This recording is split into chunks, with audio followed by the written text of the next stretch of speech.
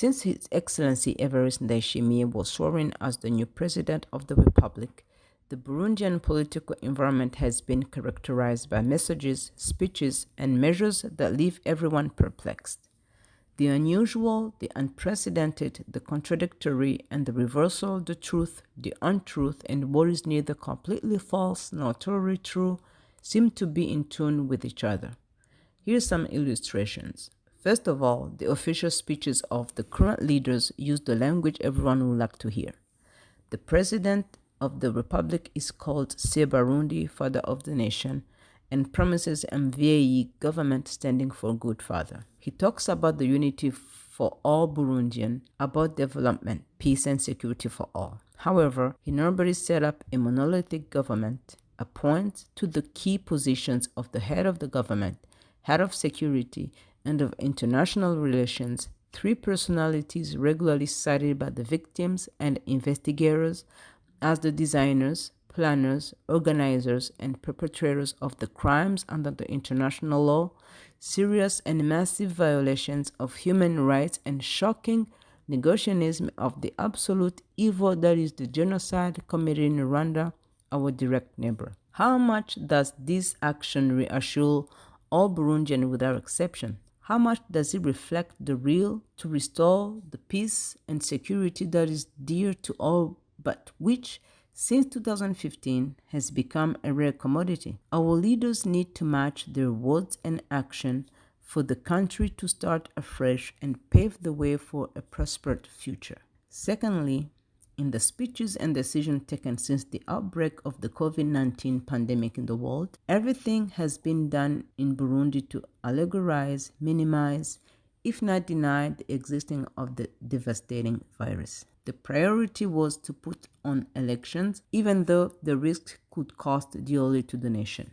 Today, with the presidential and parliamentary election over, the COVID-19 suddenly becomes the number one enemy of the president and the Minister of Health. We are grateful for this. It is never too late to do good.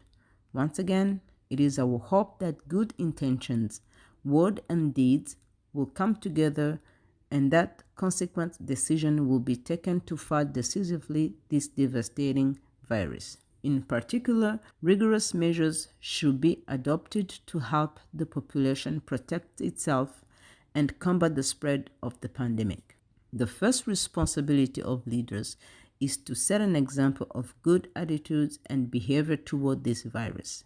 The public will only consider the COVID-19 as a threat when leaders see it as such and demonstrate it. If they protect themselves, everyone will protect themselves. If they ignore it, people will ignore it. Furthermore, the heartfelt congratulations to the former Minister of Mines, who allegedly donated to the government a 3-story building currently housing his former ministry, built out of his own pocket and with contribution of his personal friends, is not a new occurrence in the context of Burundi.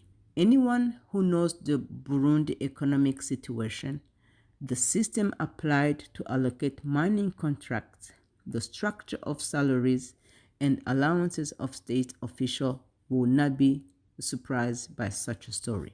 In the same singular context, refugees and political opponents in exile invited to return are called heartless, ibifamutima, and they are reminded as in a tale or in a symbolic speech that the lamb will pay for its brothers or those of its kind, and that everything will be done in such a way that he who spoiled his nappies will never do it again. This almost unveiled threat is not reassuring, especially since the Imbonerakure militias continue to be at the forefront. In the midst of all this jumble of doubts, questions, and disillusionment, the citizens must stand up and fight again and again to demand that the leaders who emerge from the recent elections to take charge of the country's destiny, first and foremost, the President of the Republic, give account and the fulfillment of the social contract in all its terms. This struggle is just, fair, and more needed today than ever before. Victory is at the end of the road. This is a message from the Monde des Femmes et Filles pour la paix et la sécurité au Burundi.